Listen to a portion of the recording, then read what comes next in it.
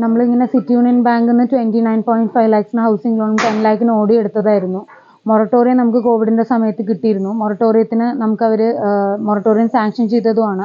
പക്ഷേ bank moratorium sanction ചെയ്ത് 2023 ഏപ്രിലിൽ നമ്മുടെ മൊറട്ടോറിയം കഴിഞ്ഞ് തിരിച്ച് പേയ്മെൻറ്റ് തുടങ്ങിയ സമയം മുതൽ ബാങ്ക് സത്യം പറഞ്ഞാൽ ഫ്രോഡുലൻ്റ് ആയിട്ടും അവരുടെ അക്കൗണ്ടിൽ മിസ്റ്റേക്സ് വരുത്തിയിട്ട് ഒരുപാട് ക്രമക്കേടുകളുണ്ടായിരുന്നു.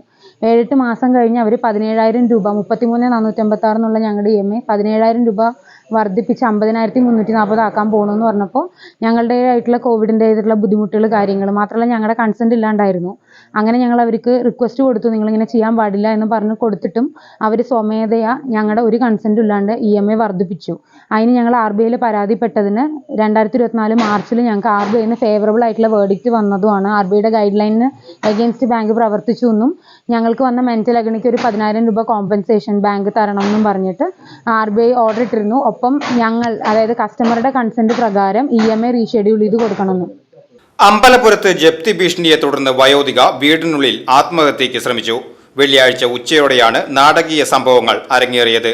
സിറ്റി യൂണിയൻ ബാങ്കിന്റെ തൃശൂർ ഈസ്റ്റ് ഫോർട്ട് ശാഖാ ഉദ്യോഗസ്ഥർ ജപ്തി നടപടികൾക്ക് എത്തിയതോടെയാണ് അത്താണി അമ്പലപുരം തയ്യൂർ മഠം പുനർജനി വീട്ടിൽ 58-കാരി ബിന്ദു വെങ്കടേശ്വരൻ ആത്മഹത്യയ്ക്ക് ശ്രമിച്ചത്.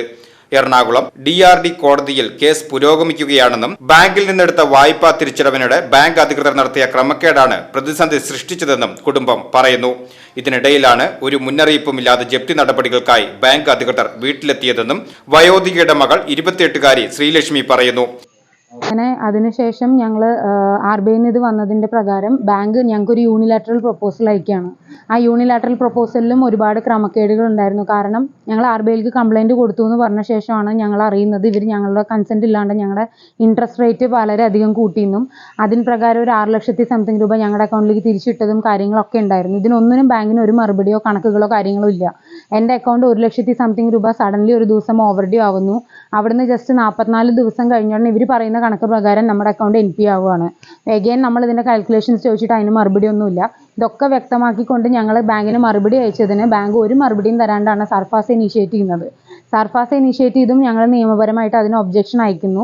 ഒബ്ജക്ഷനും വകവയ്ക്കാണ്ടാണ് ഇവർ ഒബ്ജക്ഷൻ്റെ കാലാവധി കഴിഞ്ഞ് മറുപടിയും തരാതെ ഞങ്ങളുടെ വീട്ടിൽ വന്ന് മതിലിൽ നോട്ടീസൊക്കെ ഒട്ടിച്ച് ഞങ്ങളോട് പറയുക പോലും ചെയ്യാണ്ട് എഗെയിൻ ഞങ്ങളോട് കാര്യങ്ങളൊക്കെ ശരിയാക്കാമെന്നുള്ള മനോഭാവം ഞങ്ങളിൽ ഉണ്ടാക്കി തന്ന് അവരവരുടെ പാട്ടിന് പോയി. അടുത്ത ദിവസമാണ് ഞങ്ങൾ അറിയേണ്ടത് നോട്ടീസൊക്കെ മതിലിൽ പതിച്ചു എന്ന്. അത് കഴിഞ്ഞ് അപ്പോഴൊക്കെ ഞങ്ങൾ ലോൺ അടച്ചുകൊണ്ട് തന്നെ ഇരിക്കേണ്ട ഒരു മുടക്കം ഈ 33,456 വരുത്തിയിട്ടില്ല. കാരണം ബാങ്ക് ഞങ്ങളുടെ അടുത്ത് പറഞ്ഞതും ഞങ്ങളുടെ കൺസെൻറ്റ് ഉള്ളതുമായിട്ടുള്ള തുക ഈ 33,456 ആയിരുന്നു.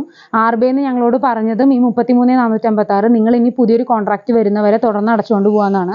അതിന് പ്രകാരം ഞങ്ങൾ അടച്ചു പോയിരുന്നു. ഈ സർഫാസ് ഇനീഷ്യേറ്റ് ചെയ്തിട്ടും ബാങ്കിൻ്റെ ഭാഗത്ത് നിന്ന് ഈ പ്രശ്നങ്ങളൊക്കെ വന്നിട്ടും പിന്നെ ഇവർ തുടരെ നമുക്കൊരു സമയം പോലും തരാതെ സെയിൽ അയക്കുന്നു, DRT കോടതിയിൽ ക്യാവേറ്റ് കൊടുക്കുന്നു, വീണ്ടും ഈ സെയിൽ നോട്ടീസ് ഇവിടെ വന്ന് പതിക്കുന്നു പോലെയുള്ള കാര്യങ്ങളൊക്കെ ചെയ്യാണ്. ഏറെ ശ്രമകരമായാണ് അമ്മയെ ആത്മഹത്യാ ശ്രമത്തിൽ നിന്നും പിന്തിരിപ്പിച്ചതെന്നും യുവതി പറഞ്ഞു.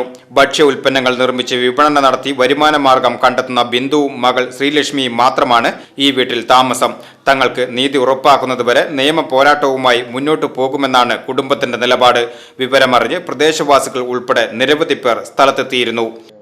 ഇന്ന് ഉച്ചയ്ക്ക് ഇവർ ഇതേപോലെ വന്നു കഴിഞ്ഞ ശേഷം ഞങ്ങളോട് ഇങ്ങനെ ഇതാക്കാൻ പറഞ്ഞു. അതിൻ്റെ മാനസിക സംഘർഷം കണ്ട് ഇവിടെ ആൾക്കാരൊക്കെ കൂടി എൻ്റെ അമ്മ ഞാനും കൂടെ റൂമിൽ കയറി ഞങ്ങൾക്ക് കഥ അടയ്ക്കേണ്ടി വന്നു. എൻ്റെ അമ്മ സൂയിസൈഡ് അറ്റംപ്റ്റ് വരെ നടത്തിയതാണ് ഫാനിൽ കെട്ടി തൂങ്ങാനായിട്ട്. എങ്ങനെയൊക്കെയാണ് ഞാൻ അതിൽ അമ്മേനെ പുറത്തേക്ക് കൊണ്ടുവന്നത്. അപ്പോഴേക്കും ഞാൻ എന്താണെന്ന് വെച്ചാൽ ആൾക്കാരൊക്കെ കൂടി ഇവിടെ പല ആൾക്കാരും വന്നു. അവരൊക്കെ വ്യക്തമായിട്ട് പറഞ്ഞു ഈ ഓർഡർ വാലിഡ് അല്ല, നിങ്ങളിങ്ങനെ ചെയ്യരുത്, മനുഷ്യത്വപരമായിട്ടെങ്കിലും നിങ്ങൾ പെരുമാറണം, നിങ്ങളുടെ ബാങ്കിൻ്റെ പ്രവർത്തികൾ ശരിയല്ല എന്ന് പറഞ്ഞാണ് അവർ കേസ് കൊടുത്തിരിക്കുന്നത്. 28-ാം തീയതി ഹിയറിംഗ് വരെ വെച്ചിട്ടുണ്ട്. അവരുടെ കയ്യിൽ ഡോക്യുമെന്റ്സ് ഉണ്ട്, തെളിവുകളുണ്ട്, നിങ്ങളിങ്ങനെ ചെയ്യരുതെന്ന് അത്രയധികം പറഞ്ഞു. VCV news Athani. Pyari Bazaar Wholesale and Retail, Pyari Junction, Padakkancherry. Gifts, arts and craft items, hamper boxes, electric toy vehicle, educational items, traveling and school bags, trolley boxes, office stationery, photo frame നിർമ്മിച്ചു നൽകുന്നു. Pyari Bazaar Wholesale and Retail, Pyari Junction, Padakkancherry.